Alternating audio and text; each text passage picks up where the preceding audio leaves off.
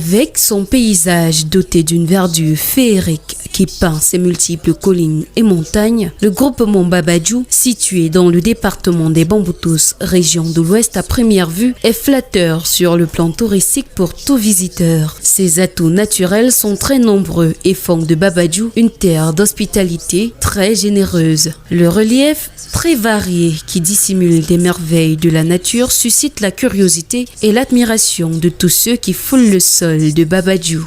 Tout d'abord, les monts Bamboutos, avec la hauteur de 2740 mètres de son pic, s'imposent par rapport aux autres montagnes qui l'entourent. Sur la route d'une randonnée pédestre vers son sommet, la magnifique verdure fraîche en toute saison berce les randonneurs. Quelques forêts-galeries dotées des bambous de Chine avalent de temps à autre les pas sous les chants de quelques oiseaux rares.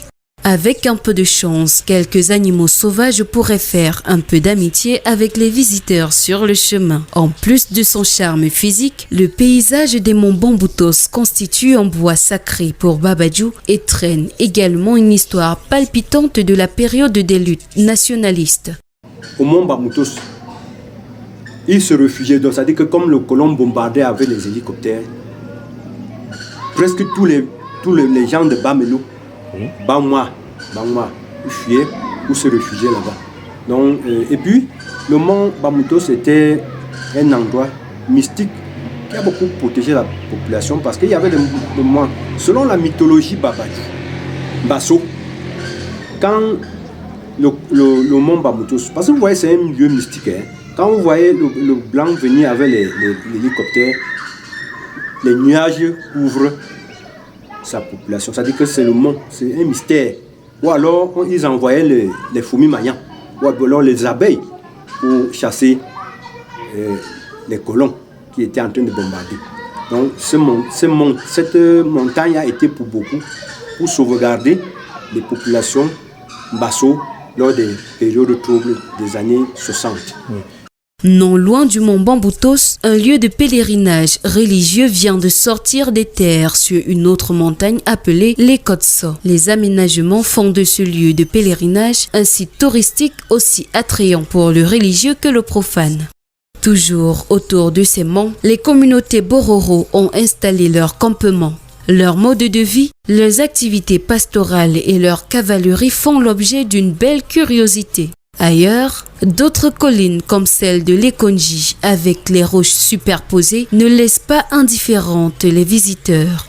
Plusieurs grottes chargées d'histoires telles que Ndovu à Bamelo et sa chute d'eau d'une hauteur de plus de 100 mètres suscitent toute la curiosité. Ici, l'histoire révèle également que les populations fuyaient les luttes d'indépendance pour y trouver refuge. Il y a une grotte là-bas, très profonde.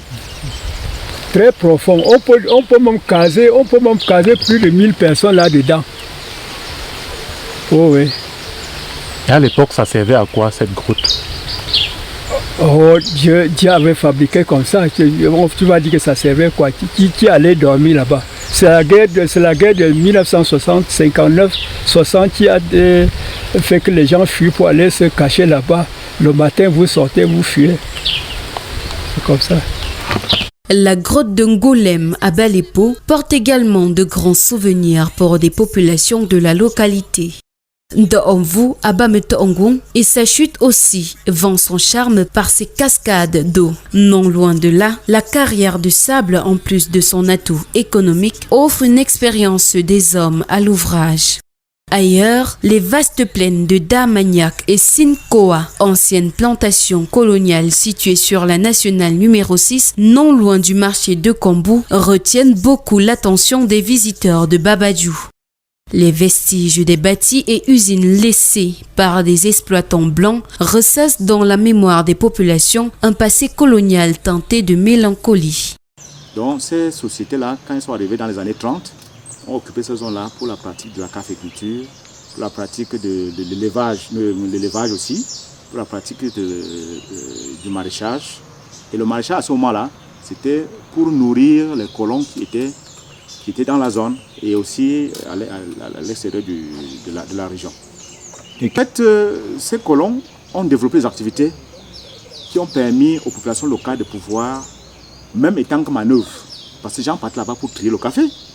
Les gens étaient là-bas, soit certains étaient des gardiens, d'autres menaient des petites activités dans les plantations, soit pour désherber, pour tailler le café, pour cueillir le café. Parce que là-bas, d'après ce que les parents nous disaient, mais ceux qui partaient pour cueillir, parce qu'il fallait être quelqu'un de rapide, hein, on comptait le nombre de sacs ou bien de seaux que tu as cueillis pour faire le sac. Et ensuite, celui qui a la possibilité de cueillir le café, les fèves mûres, sans ajouter du verre. Parce qu'il y avait quelqu'un, un contremaître qui faisait le contrôle. Donc il y avait des gens qui cueillaient comme ça, qui surveillaient, ainsi de suite. Donc beaucoup de gens, même ici à l'université, j'ai des collègues, des aînés, qui ont travaillé chez Damagnac ou chez Max, ou bien étant petits, hein, oui, pour trier le café, parce qu'il fallait trier le café, il fallait cueillir, il fallait désherber les champs. Et ça leur a permis de pouvoir payer leur scolarité. Et c'est un marché à pied de Toumanka jusqu'à Nkombo. De balais pour ainsi les gens partaient de partout pour aller faire cette activité. Donc l'implantation de ces plantations-là dans Babadjou a permis à certains jeunes d'avoir des petits boulots.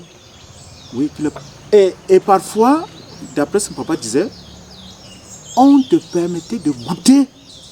Imaginez le privilège de goûter le café. C'est-à-dire que vous mettez dans une petite tasse comme ça là, vous faites goûter le café. À côté de toutes ces merveilles gracieusement offertes par la nature, les espaces de détente se sont multipliés dans les grands carrefours de l'arrondissement. Quelques coins de repos aussi offrent des nuits douces et en toute sécurité aux hôtes. Le peuple Babadjou, de par son dynamisme, son hospitalité, son esprit créatif, a développé une civilisation très diversifiée. Sa position au carrefour entre trois régions du Cameroun, à savoir l'ouest, le nord-ouest et le sud-ouest, lui donne d'avoir un savant mélange de cultures particulières. Son festival, l'Heure, qui se tient chaque année au mois de décembre, est un grand moment de régal culturel. Plusieurs danses patrimoniales telles que le samba, le ndang, le makongi, samali, le mawatsu, le nilon animent les événements culturels et traditionnels. Les funérailles entre les mois de novembre et mars sont des grands moments de valorisation du savoir-faire culturel dans le groupement. Avec son hospitalité légendaire, le peuple Babadjou vous offre un séjour agréable et l'envie d'y retourner.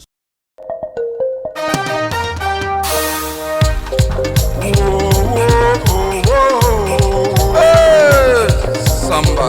Yeah.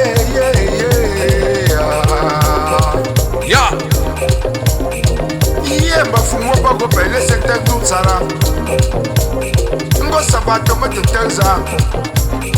Sabako zaman sete pese tenzu. Samba. Zamo. Langevin. Laat de verwachting de den sangbun ko oyin yeah. Laat de verwachting de den sangbun ko